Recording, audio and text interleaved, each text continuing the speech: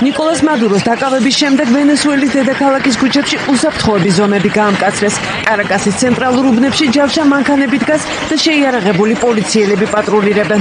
ვენესუელა ახალი ლიდერის მმართველობის პირობებში ცხოვრებას იწყებს. 56 წლის დელსი როდრიგესი ვენესუელის პარლამენტმა ქვეყნის დროებით პრეზიდენტად დაირჩია. მას ეროვნული ასამბლეის ყველა წევრმა მადუროს შვილის ჩათვლით სრული მხარდაჭერა გამოუცხადა.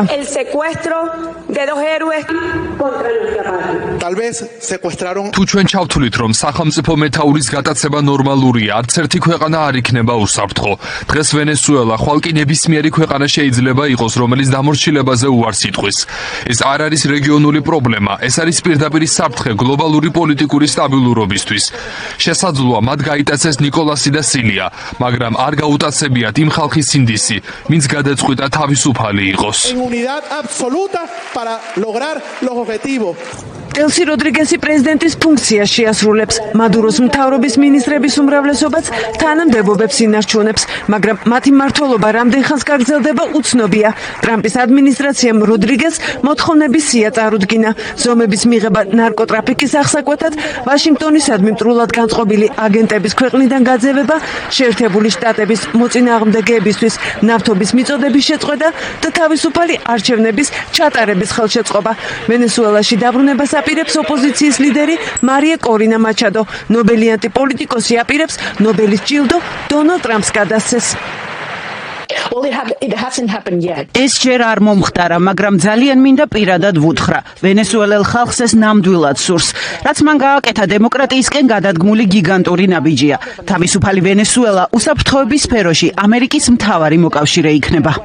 არსებობდა მოლოდინი, რომ დონალდ ტრამპი სწორედ მაჩადოს დაუჭერდა მხარს ქვეყანას გაძღოლოდა, თუმცა ამ ეტაპზე ვაშინგტონისთვის არსებული მთავრობა უფრო ხელსაყრელია.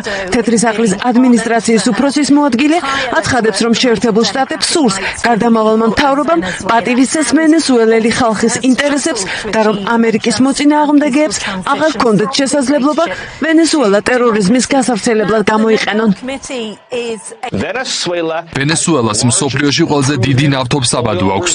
ამ დრომდე საბადოებს იყენებდნენ ჩვენი მოწინააღმდეგეები საკუთარი ამბიციების, შეერაღებული ძალებისა და ტერორიზმის დასაფინანსებლად.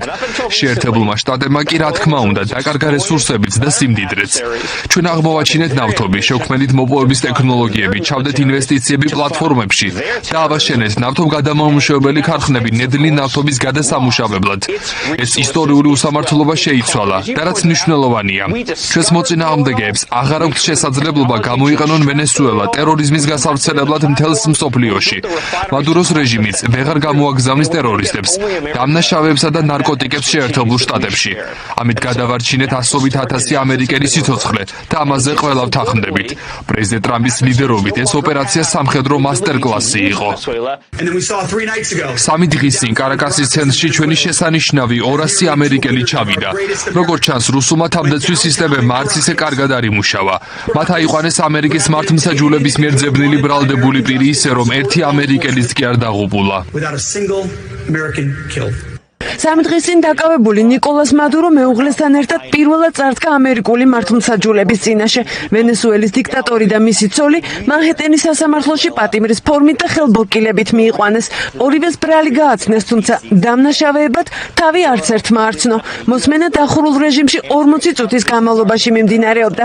მისი დასრულების შემდეგ წყვილი დაჯავშნილი მანქანებით და ესკორტის თანხლებით ბრუკლინის საპატიმროში დააბრუნეს, სადაც მომდევნო მოსმენის თარიღს 17 მარტს დაელოდებიან.